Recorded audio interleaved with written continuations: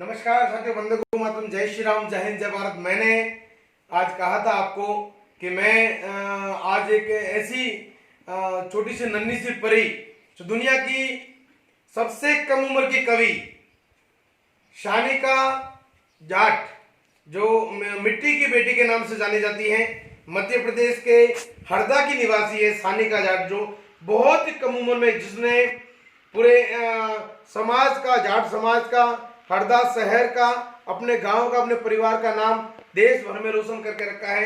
आज हम उस मासूम और एक गुड़िया, यानी कि बहुत जिसकी उम्र उस इस उम्र में शायद आई थिंक बच्चा ढंग से बोलना नहीं जानता है।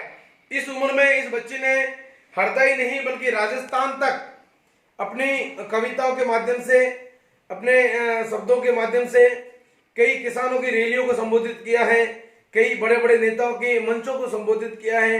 ऐसी सबसे दुनिया की सबसे कम उम्र की कवि सानिका खेरवा, जो आज मेरे साथ में है, आज हम इनके निवास पर यहाँ पर आए हैं। करीबन पिछले 2 साल से इस बच्ची के मैं जो है देख रहा हूँ। जब ये 5 साल की उम्र में हमारे हरदा के विधायक थे कमल पटेल साहब, उनके जन्मदिन पर जब इन्होंने अपनी कविता जो प्रस्तुत दी थी कविता की, तब से इनको मैं देख रहा हूं। कि देखने का कारण है कि पहला वीडियो किसी ने मुझे लिंक भेजा था, तो पहला इनका मैंने वीडियो देखा, तब मुझे लगा कि यार इतनी छोटी सी बच्ची, जो इस उम्र में बच्चे ढंग से बोलना नहीं जानते हैं, कपड़े ढंग से पहनना नहीं जानते हैं, चलना ढंग से नहीं जानते हैं, उसी उम्र में इस बच्ची ने इतना जबरदस्त बोलना और कविता ये कैसे सीखी, कहाँ सीखी। तब से मैं इनको फॉलो कर रहा था। तो मेरा ये था उद्देश्य कि इस बच्ची को मैं मेरे चैनल पर लाइव लेकर पूरी दुनिया को दिखाऊं, दुनिया को एक संदेश जाता है ये कि अपने घर में माँ बापों की परवरिश, और सबसे बड़ी बात, ये बात मुझे आज जो मुझे विश्वास था, परंतु आज मुझे इस बात का पता चला, इनके घर पे आया तो मुझे पता चला कि इस बच्ची के अंदर ये सारे गुण, ये सारी ओजस्वी वाणी और ये सारे संस्कार कहाँ से आए। तो मुझे भी पता चला कि इनके घर पे भैंसों का पालन पोषण नहीं होता है, केवल गायें ही पालते हैं इनके घर में। ये जानकारी मुझे अभी मिली। तो आप देख सकते हो मेरे साथ साक्षात एक वो देव रूपी बालिका मेरे सामने बैठी है, जिन्होंने गौ माता का दूध पीकर इस छोटी सी, अभी इसकी उम्र आई थिंक मेरे हिसाब से 5-7 साल की होगी। 7 साल की होगी बेटा, 7 साल की है ना, 7 साल की उम्र है, और 7 साल की उम्र में इसने पूरे देश भर में अपना नाम रोशन किया है। तो आइए बात करते हैं हम सानिका खेरवा से, जो गौ माता के प्रति अपनी बात रखेगी, सरकार से अपील करेगी, किसानों के बारे में, गौ माता के बारे में और देश के बारे में अपनी बात रखेगी। पहले तो बहुत बहुत स्वागत है आपका बेटा सानिका जी हमारे इस चैनल पर आपका। राम राम राम राम। बेटा आपकी कितनी उम्र है? 7 साल। 7 साल की। आप कितनी पढ़ाई करते हो? तीसरी। अभी तीसरी में आई, तीसरी क्लास में पढ़ने वाली ये गुड़िया है और 7 साल की उम्र है इसकी। बेटा मैं तो पहले तो ये पूछना चाहूंगा मैं कि आप इस छोटी सी उम्र में, मैंने देखा राजस्थान में हमारे किसानों की मसीहा और युवा दिलों की धड़कन, जो मेरे बहुत बड़े भाई साहब मानता हूं मैं, जिनको हनुमान जी बेनीवाल, मैंने देखा आपको, आप जयपुर भी गए थे उनके मंच पर। हाँ। किसानों की रैली में, है ना, और आपने हरदा में कमल पटेल साहब के एमएलए साहब, उनके जन्मदिन पर भी अपनी कविता प्रस्तुति दी थी वहां पर। हाँ। तो ये सब कहाँ सीखा आपने? पापा मम्मी से। पापा मम्मी ने सिखाया आपको ये सारी कविता वगैरह? अच्छा, तो वहां जो किसान की रैली में आपने गए थे, वहां आपने किसानों को क्या संदेश दिया है वहां पर?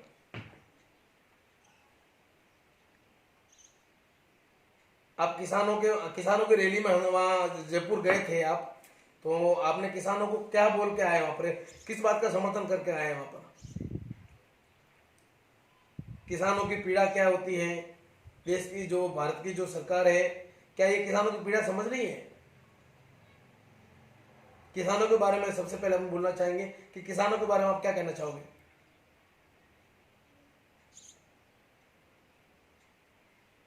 किसानों के बारे में आप क्या कहना चाहोगे? किसान क्या है इस देश के?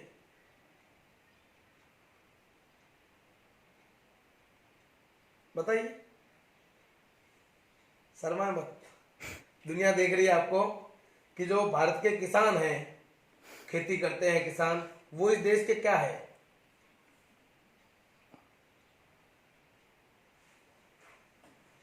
आज का अचानक का इंटरव्यू है, अचानक का इंटरव्यू है। गुड़िया पूर्ण रूप से तैयारी नहीं थी, फिर भी क्या हुआ, चल रहा है ना राइट तो। हाँ, मैं ये मानता हूँ बेटा, किसान हिंदुस्तान के रियल हीरो हैं। आप मानते हैं इस चीज को कि रियल हीरो है। चलो अपन गौ माता की बात करते हैं।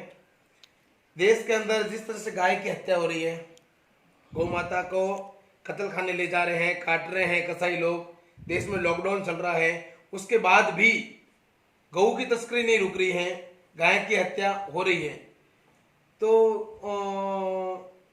आप इस उम्र में, अगर मैं ये कह रहा हूँ, हम लोग तो चिल्ला रहे हैं, कई संत लोग आंदोलन किया है, कई लोगों ने आंदोलन किया है, मगर एक बच्चों की भावना और बच्चों की आवाज ज्यादा ऊपर तक पहुंचेगी मेरे हिसाब से। तो मैं चाहता हूं कि नरेंद्र मोदी साहब को, देश के प्रधानमंत्री और प्रदेशों के मुख्यमंत्री साहब को आपकी तरफ से एक संदेश देना चाहता हूं कि देश के अंदर गौ हत्या जो हो रही है उसके ऊपर पाबंदी लगाने के लिए क्या करना चाहिए। गाय हमारी माता है, जी, हमें गाय की हत्या होने से उसे रोकना होगा। जी, और मैं प्रधानमंत्री मोदी जी से अपील करती हूँ कि गायों की हत्या होने से इस पर बैन लगाया जाए। जी, लॉकडाउन के दौरान भी गाय की तस्करी हो रही है। एक तरफा लॉकडाउन है, इंसान घर से बाहर नहीं निकल सकते, हम लोग अभी घर से बाहर नहीं निकल सकते, बिना परमिशन के जा नहीं सकते एक जिले से दूसरे जिले। परंतु उत्तर प्रदेश की गाड़ियां मध्य प्रदेश में आ रही है, मध्य प्रदेश की राजस्थान में जा रही है, राजस्थान की गुजरात में जा रही है, आज भी गाय की तस्करी हो रही है।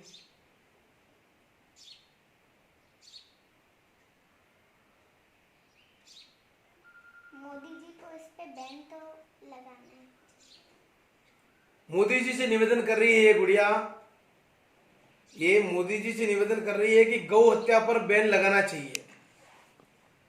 गौ हत्या पर बैन लगाने के लिए देखिए, कई संत महात्मा, कई महापुरुष, कई योद्धाओं ने अपने प्राणों की आहुति दी। जैसे कल्ला जी, तेजा जी, गोगा जी, बाबू जी जैसे कई वीर गौ माता की रक्षा के लिए जिन्होंने प्राणों की आहुति दी, अपने प्राण निछावर कर दिए गौ माता की रक्षा करने के लिए। उसके बाद इस देश के संत सन 1966 में 1966 में संत श्री कृपाल जी महाराज ने इस देश में बहुत बड़ा आंदोलन किया गौ माता की रक्षा के लिए। उसके बाद में 2014 और 2018 में बहुत बड़े बड़े आंदोलन गौ माता की रक्षा के लिए हुए। देश के संत, शूरवीर, सूरमा, पुरुष, नारी शक्ति से लगाकर अब बच्चे तक ये चाहते हैं कि देश के अंदर गाय की हत्या बंद होनी चाहिए। यही मानना है आपका कि गाय की हत्या बंद होनी चाहिए हमेशा के लिए। गौ हत्या रूपी जो कलंक लगा है, गौ हत्या रूपी जो कलंक इस देश में लगा है, वो कलंक हमेशा के लिए बैन करने के लिए देश के छोटे से छोटे बच्चे मोदी जी से अपील कर रहे हैं।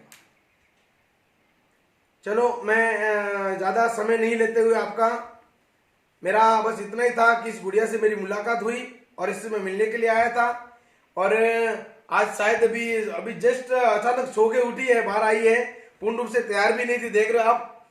तो बहुत ही जल्दी मैं एक मेरे बड़े मंच पर, लॉकडाउन खत्म होने पर, शायद आप लोगों को जानकारी नहीं, आप अपने फेसबुक या यूट्यूब पे कहीं पर चेक करना एक बार, मैं इनका लिंक डालूंगा मेरे पेज पर। मिट्टी की बेटी सानिका करके, इनकी भाषा, इनकी वाणी, इनकी एक एक पीड़ा किसान के प्रति, जो मैं हमेशा कहता हूं, आपको पता है मेरे मंच पर कहता हूं मैं, कि कुछ लोग इस देश के अंदर जो फिल्मी अभागों को, जो फिल्मी अपने आप को फिल्मी के नकली हीरो बताते हैं, जो अश्लीलता और नग्नता पुरुषता है इस देश को, उन लोगों को अपने हीरो मानते हैं अपने। मैं उसी के बदले इस देश के किसान को, ये किसान की बेटी है, मैं भी इनके यहीं बैठा हूं, किसान की बेटी है, और इन किसान को मैं इस देश का रियल हीरो मानता हूं। कारण यह है कि जहां सर्दी के अंदर भयंकर सर्दी पड़ती है, उस समय आम आदमी और हम सब लोग मिलकर रेशम की कश्मीरी रजाई ओढ़कर 4x4 के कमरे में हो या अपनी बड़े बेडरूम में हो, बंद करके हम लोग 6 बजे अंदर घुस जाते हैं। गर्मी में हम अपने बेडरूमों की एसियां शुरू करके उसमें सो जाते हैं, उससे बाहर नहीं निकलते। बारिश में हम लोग बाहर नहीं निकलते, परंतु इन तीनों मौसम में, सर्दी, गर्मी और बरसात में, तपती धूप में अपनी फसल काटकर एक एक दाना को छान के उसमें से कंकर निकालकर, यानी कि कितनी तकलीफें झेलकर उस दाने को इकट्ठा करके हिंदुस्तान ही नहीं बल्कि पूरी दुनिया भर का पेट भरने का काम कोई करता है तो इस देश का किसान करता है। सर्दी में इतनी भयंकर सर्दी पड़ती है, लोग सॉक्स पहन के घूमते हैं, स्वेटर पहन के घूमते हैं। उसी सर्दी में पूरी रात खेतों में कोई पानी देकर उस फसल को उपजाने वाला अगर कोई रियल हीरो है तो इस देश का किसान है।